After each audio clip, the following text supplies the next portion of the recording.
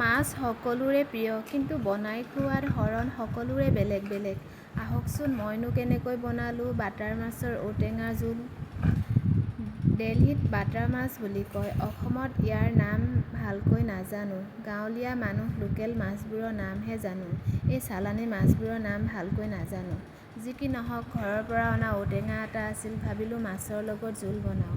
প্ৰথমতে মই ৰিফাইন দিছোঁ, তাৰ পাছত মিঠাতেল মিক্স কৰিছোঁ, কিয়নো ৰিফাইন তেলত মাছ ফ্ৰাই কৰিলে মই বহুত বেছি ভাল পাওঁ খাই। সেয়েহে মাছকেইটা পটাপট মই ফ্ৰাই কৰি লৈছোঁ, কিয়নো জোল বনাব লাগিব।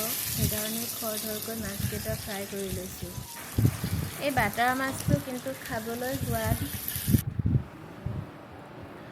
তাৰ কাৰণে জোল বনাবলৈ মই আলু এটা কাটি লৈছোঁ, লগতে ভোল এটা কাটি লৈছোঁ আৰু ঔটেঙা।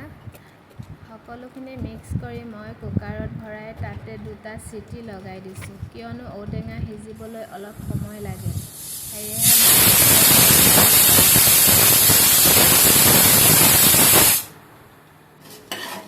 দুটা চিটি লগোৱাৰ পাছত মই ৰৈ যোৱা তেলখিনিতে 2 খিলামান তেজপাত আৰু অলপ পাঁচফোৰণ দিছোঁ। তাতে মই এটা শুকান জলকীয়া দিছোঁ আৰু অলপ পিঁয়াজ আৰু আদা নহৰু পেষ্ট অলপ দিছোঁ, কিয়নো মই বহুত বেছি মছলা নাখাওঁ, সেইবাবে মছলা ইয়াতে এড কৰা নাই। অলপ সময় ভজাৰ পাছতে মই ইয়াতে হালধি মিক্স কৰিছোঁ।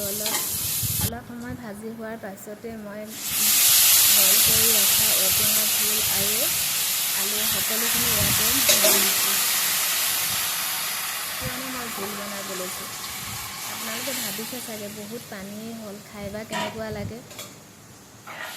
মই কিন্তু বহুত বেছি ভাল ৰান্ধিব নাজানো, হ'লেও ৰান্ধনি কালৰ পৰা ৰান্ধিবলৈ সদায় চেষ্টা কৰিছোঁ ভালকৈ। ইফালে মোৰ ভাতৰ চিটি আহিলে, ফ্ৰাই কৰি থোৱা মাছখিনি ঢালি দিলোঁ, লগতে চাইছোঁ মাজতে কেনেকুৱা বা হৈছে। তাতে মই আলু দিছিলোঁ নহয়, আলুকেইটা অলপ ভাঙি দিছোঁ, তেতিয়া জোলটো অলপ গ্ৰেভিটো ডাঠ হ'ব।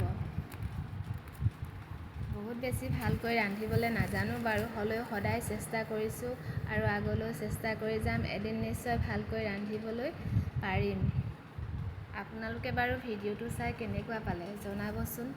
শেষত অলপ নিমখ দিছোঁ, কিয়নো প্ৰথমতে মই বইল কৰোঁতেই দিছিলোঁ।